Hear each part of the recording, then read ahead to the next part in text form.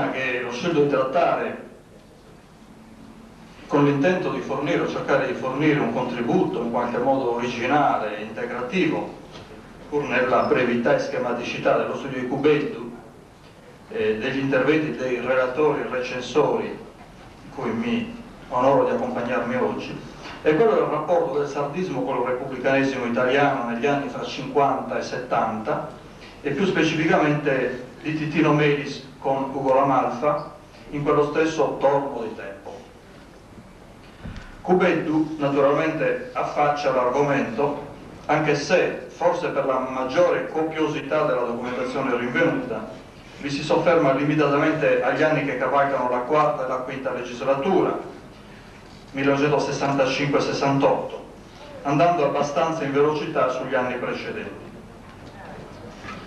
Aggiungo che mi permetterò, non essendo uno storico professionale e non dovendo quindi chiedere autorizzazione ad alcuna scuola, qualche fuga nella storia ipotetica, nella storia desiderata e non compiuta, la storia di un movimento partito che avrebbe potuto rappresentare, e ahimè non ha rappresentato, molto nella politica della Italia repubblicana, non soltanto della Sardegna. Sono sempre rimasto affascinato dall'intuizione italianista del sardismo degli anni 22-23, dal disegno belliniano collegato anche all'esperienza della rivista Volontà di Vincenzo Torraca, con Fancello vice direttore, con Lusso e Parri fra i collaboratori, oltre a Beglieni stesso, del gruppo cosiddetto del Rinnovamento e quindi appunto del partito cosiddetto Italiano d'Azione, federazione di forze autonomiste e regionaliste negli anni immediatamente precedenti alla rottura di Pili e Puzzolu e già di Angioni dell'aprile 23 e alla ufficializzazione del fenomeno fascio-moro, federazione che puntava a ottenere utopisticamente, bisogna dire, un'organizzazione istituzionale dell'Italia fondata sulle regioni già in quel tempo. Il tempo era, diciamolo all'ingrosso, il lustro post-bellico che vide l'avvio e la mesta consumazione della proporzionale, dopo i decenni di prassi uninominalistica, fonte di tutti i clientelismi, e fino al maggioritario forzato di Acerbo. Il lustro che vide i repubblicani isolani schierati con i combattenti dell'Elmetto nel 19 e quindi coi sardisti dei Quattro Mori nel 21, con Agostino Senes candidato e risultato sesto dei più votati, secondo dei non eletti, e ancora coi sardisti nel 24, con quell'accredito politico e non solo elettorale alle posizioni di lusso, intervistato sulla prima pagina della Voce Repubblicana dal corrispondente caglieritano del giornale che si chiamava Cesare Pintus, il quale Pintus l'anno successivo come segretario della sezione Mazzini di Cagliari avrebbe celebrato con Silvio Mastio per l'ultima volta il profeta repubblicano. Aggiungo che Mastio, che del repubblicanesimo sardo è un po' quel che Gobetti è negli stessi anni all'interno del liberalismo democratico italiano, apostolo 25enne, dotto e pronto a ogni sacrificio, anche della vita, come infatti avverrà. È nel 24 condirettore del giornale Sardegna, organo sardista o sardista repubblicano, che sostituisce provvisoriamente il Solco, e il cui direttore è Raffaele Angius, pure lui destinato alla persecuzione dei manganellatori e a morte giovane. Aggiungo altresì che l'intervista della primavera del 24 sulla Voce Repubblicana segnerà l'inizio di un fecondo sodalizio tra Pintus e Lussu e lo sviluppo su un piano di superiore coscienza etica e politica dell'intesa fra repubblicani sardi e sardisti che porterà alla comune militanza in giustizia e libertà. Dicevo del Partito Italiano d'Azione degli anni 22-23, ricorderò a tal proposito il primo punto del patto di alleanza tra sardi e molisani, il cui testo appare sul Solco del 27 novembre 21. Quell'attesa di una nazione italiana riordinata su base federali con la conquista delle autonomie regionali. E ricorderò la parte conclusiva dello stesso documento di fede cosiddetto. Persuasi di continuare l'opera dell'antico partito d'azione che si prefisse come principale obiettivo l'unità della patria e che nell'esaurimento di questo compito smarrì la restante strada, riprendono i sardi molisani il nome fatidico e intitolano Partito Italiano d'Azione il movimento risultante dalla collaborazione di tutte le energie regionaliste delle diverse parti d'Italia, consci della altissima funzione dell'Italia nella civiltà umana, intendono attraverso la soppressione di ogni sfruttamento amministrativo, politico ed economico far vivere la patria nel cuore di tutti i suoi figli e con l'organizzazione di una società di liberi e consci produttori dare l'esempio all'Europa di una rinnovata comunità di libere nazioni. Un progetto questo che nel secondo dopoguerra in qualche modo sarebbe stato ripreso da Gonario Pinna, che intese la propria militanza nel sardismo durata non più di 5 anni, dal 44 al 49, come ispirata da una visione federalistica di cui soltanto l'azionismo, nel solco del socialismo liberale, dei valori irrinunciabili del mazzinianesimo politico e del cattaneismo istituzionale, avrebbe potuto avere, con autorevolezza morale e credibilità culturale, la regia. Richiamerei delle fasi che nella tarda estate del 44 porteranno alla rinuncia di una autonoma presenza organizzata nell'isola degli azionisti lussiani e dalla loro confluenza nelle sezioni del Partito Sardo d'Azione, in contropartita al riconoscimento sardista del Partito della Spada Fiammeggiante come proprio referente e rappresentante nazionale, un passo ad un documento recante la firma dei 3 segretari provinciali azionisti, Cesare Pintus, Salvatore Cottoni e appunto Gonario Pinna.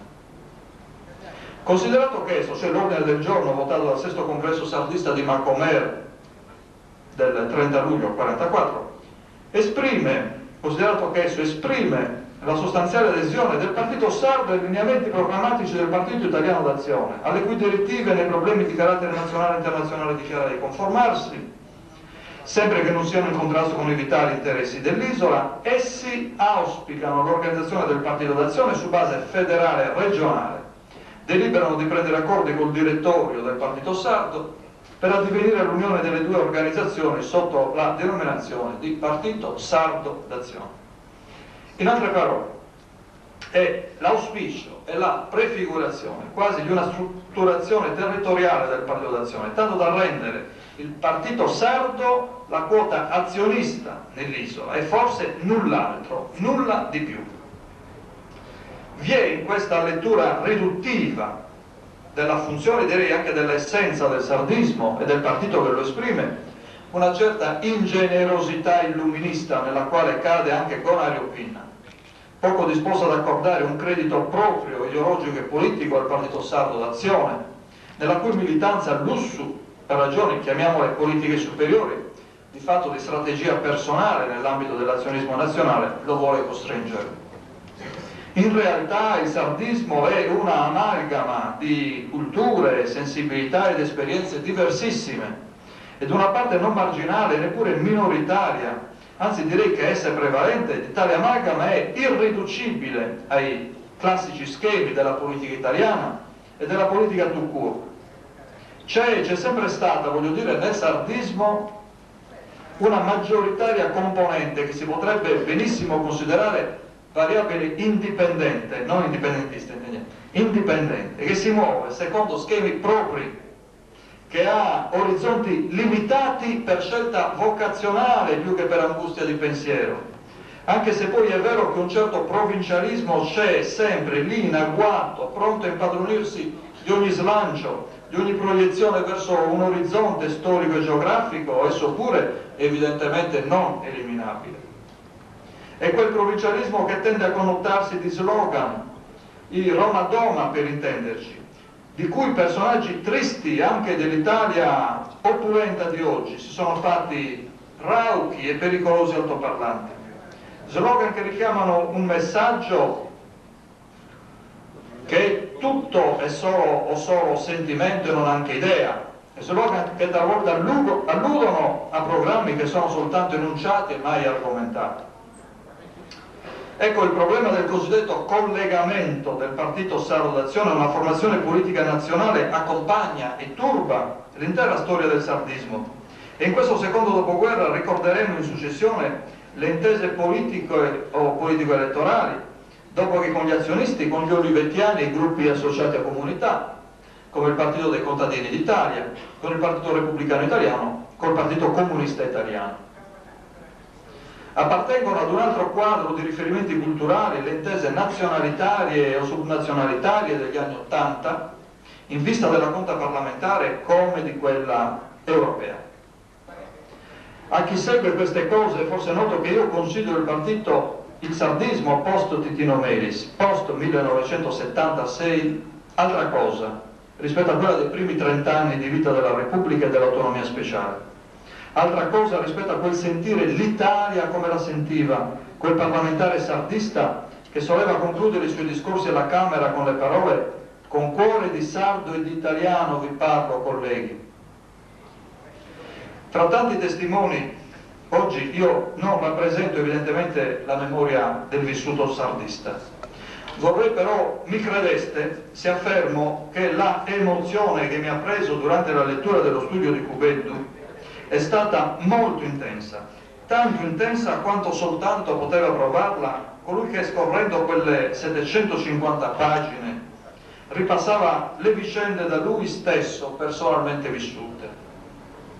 Sia pure con un approccio e direi una militanza speculare rispetto a quella degli amici del Partito Sardo d'Azione,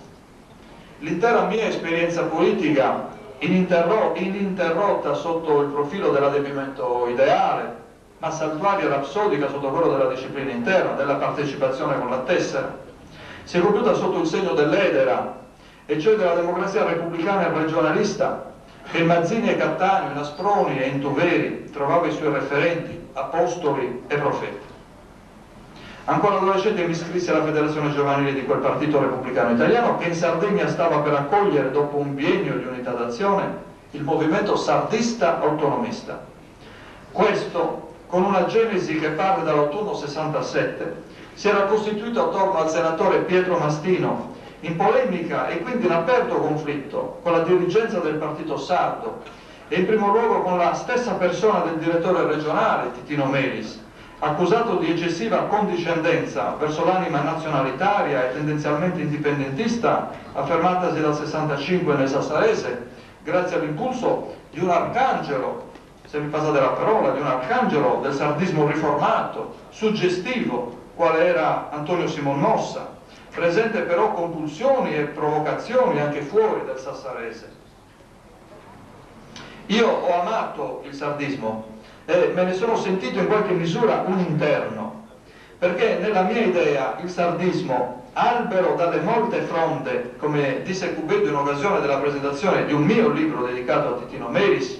e ai sardi di Giustizia e Libertà, Fancello e Silienti fra i primi, appartiene intimamente ad una scuola di pensiero democratica e repubblicana la cui matrice è risorgimentale e tutta italiana.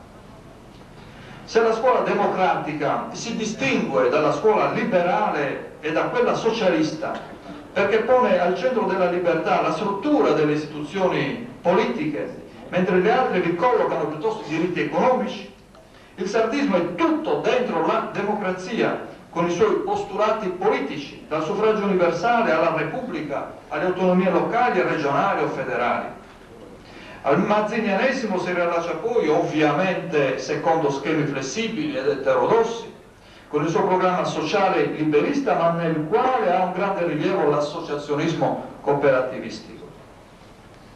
E quindi in larghi settori della dirigenza sardista, che verso la militanza ha sempre adempiuto anche un dovere pedagogico, educativo, di promozione della sensibilità civica, tutto questo è stato avvertito con lucidità sempre. L'originalità della elaborazione sardista si è compiuta per svariate generazioni di sardisti attorno ai valori forti della scuola democratica. Ricordo l'esigenza avvertita lungo gli anni 50 di una partecipazione del Partito Sardo ad un fronte di terza forza, in sintonia con altre formazioni laiche nazionali, tema sul quale Cubeddu si sofferma,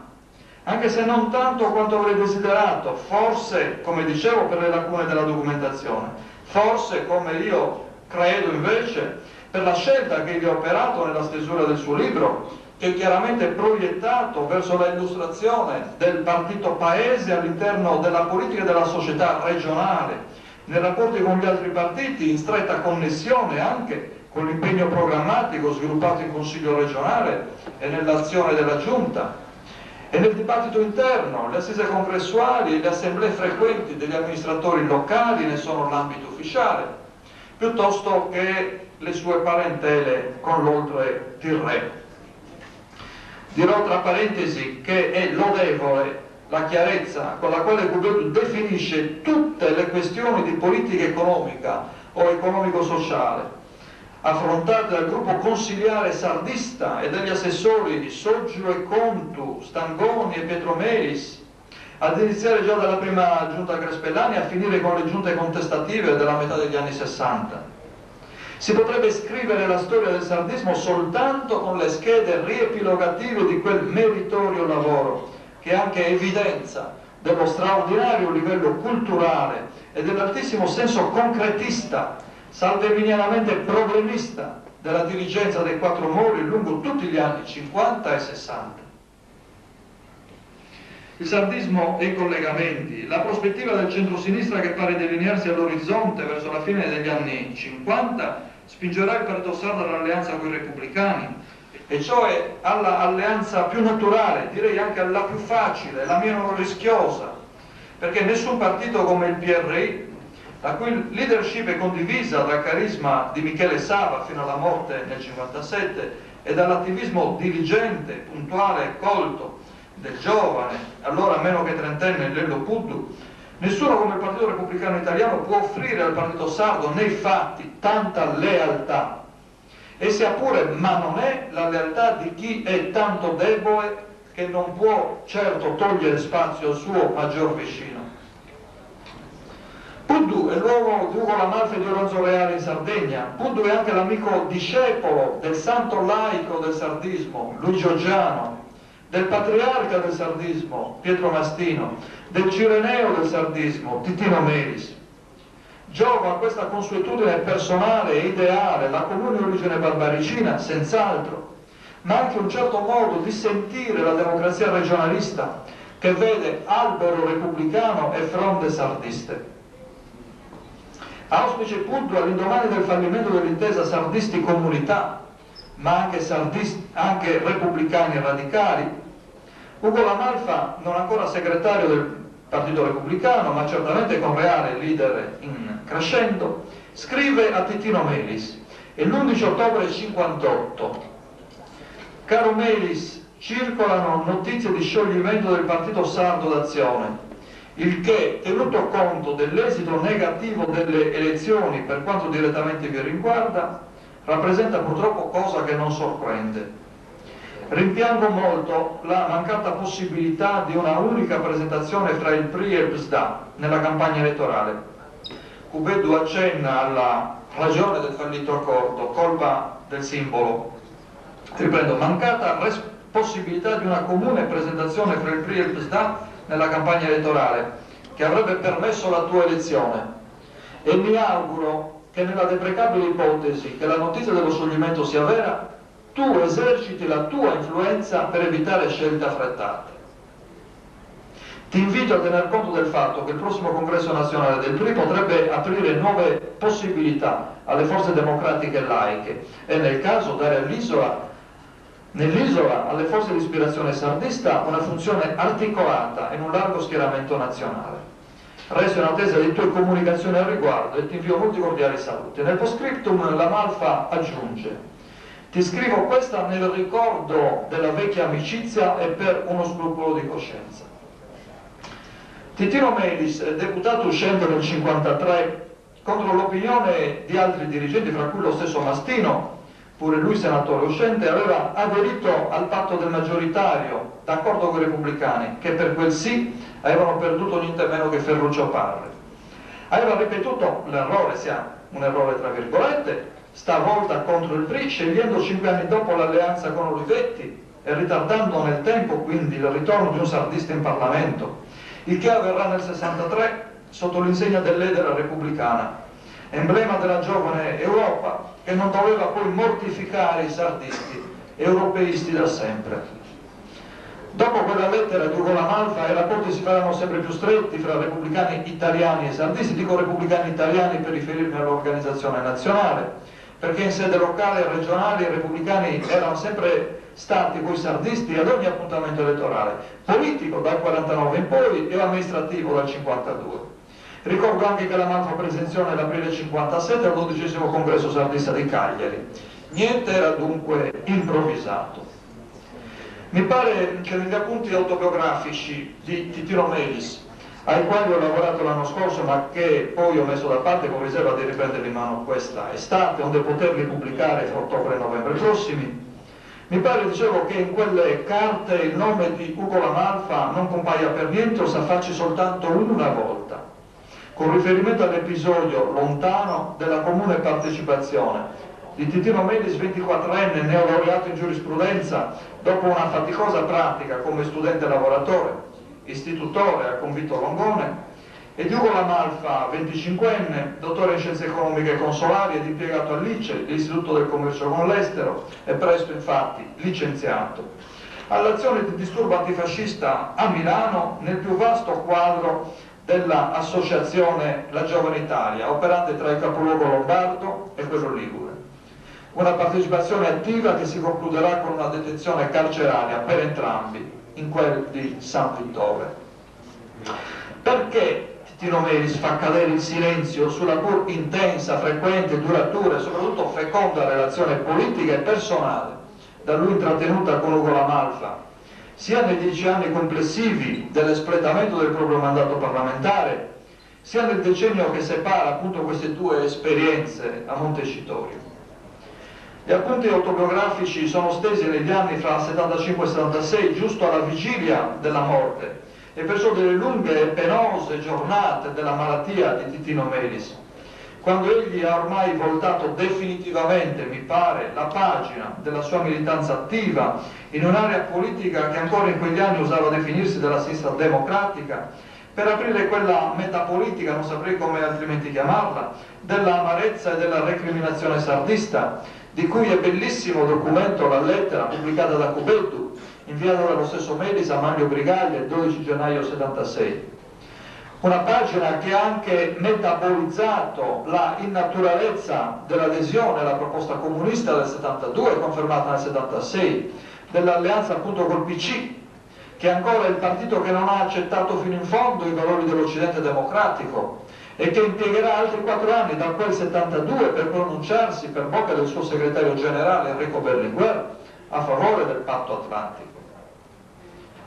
C'è stata, secondo me, come una rimozione della figura, forse della persona di Ugo La Malfa dalla memoria presente di Titino Melis,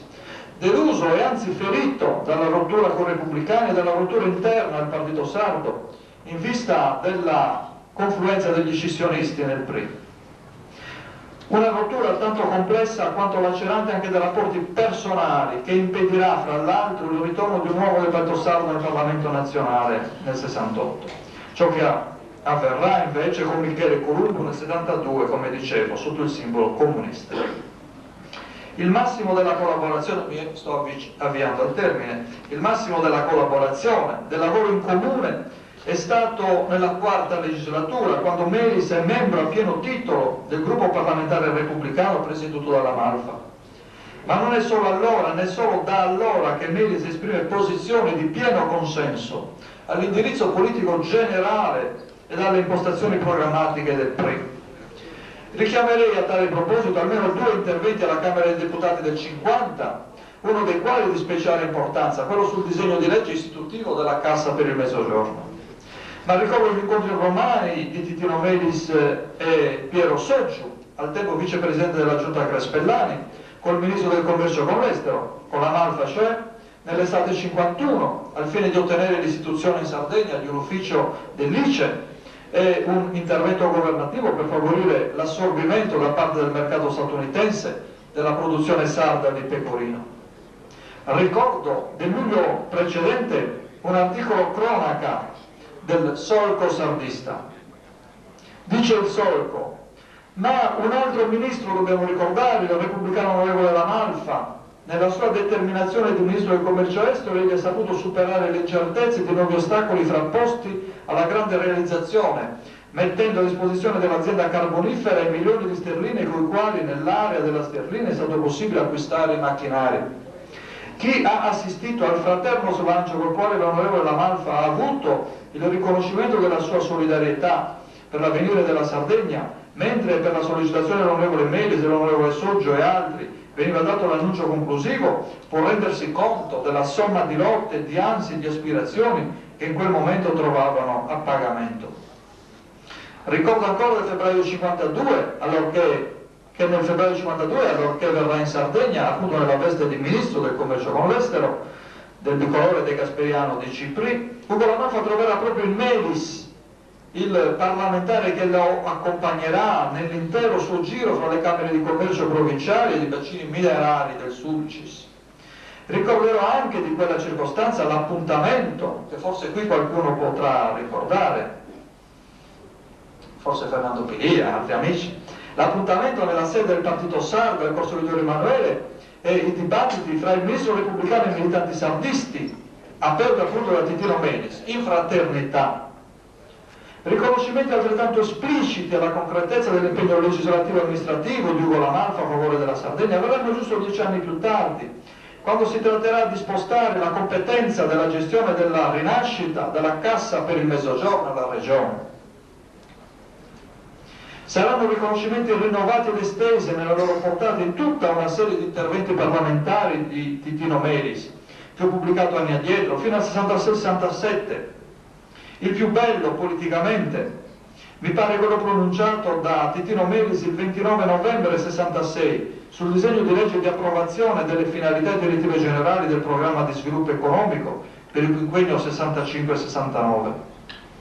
Dice Melis: non mi pare però che possa dispensarmi dal ricordare quale sia stato il ruolo di fondamentale importanza del ministro del bilancio,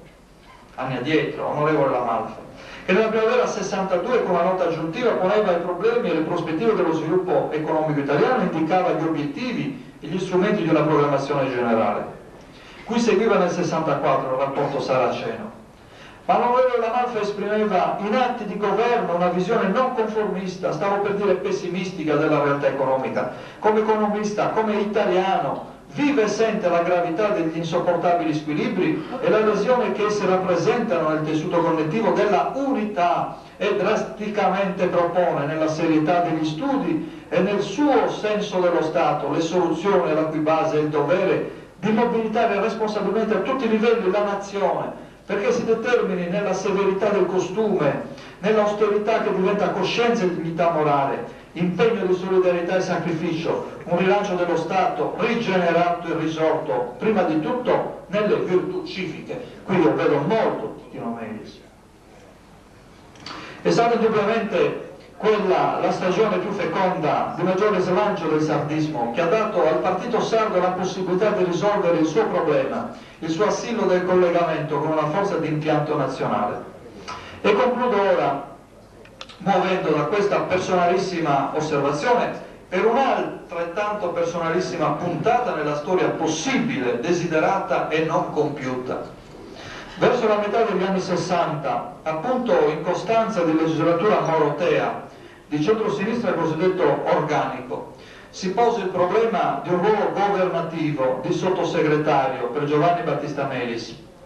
Prevalsero altre esigenze e scelte, non meno legittime, di rappresentanza. Tutto il gruppo del PRI era 5 parlamentari, compreso La Malfa e compreso Titino Melis. La Malfa non poté forzare troppo la mano, lui stesso rinunciò al ministero. Io credo che l'assunzione di un ufficio sottosegretariale, quale che esso potesse essere, avrebbe impegnato il sardismo ad un salto di qualità, i cui benefici effetti si sarebbero riverberati nel tempo, lo avrebbero obbligato ad un allargamento della sua prospettiva regionalista, che lungi dall'intiepidirsi si sarebbe invece arricchita di contenuti e di riferimenti. La figura politica e morale di Melis non ne avrebbe tradotto certissimamente il ruolo alla stregua di quel che esso è diventato, il ruolo di sottosegretario, dico, per uno stuolo di esponenti democristiani, socialisti e socialdemocratici e non solo, degli anni che sono arrivati a Tangentopoli, come dispensatori di finanziamenti meramente clientelari e strappavotti. Rimpiango, me lo posso permettere, che sia mancato in casa repubblicana il coraggio allora di questa scelta. Forse non avremmo avuto molti dei fenomeni degenerativi, tali io li considero, lo dico con grande lealtà, tali io considero le pulsioni e le dichiarazioni di impronta indipendentista nella logica nazionalitaria del noi sardi, voi italiani, per me inaccettabile, degli anni '80, che hanno allontanato il sardismo dalla sua storia e dalla storia dei suoi uomini migliori. So che altro è il pensiero di Cubeddu e degli amici Michele Colombo e Mario Melis, in particolare del segretario Palermo, ma è appunto con lealtà che ho voluto offrire questo mio dissenso. Grazie.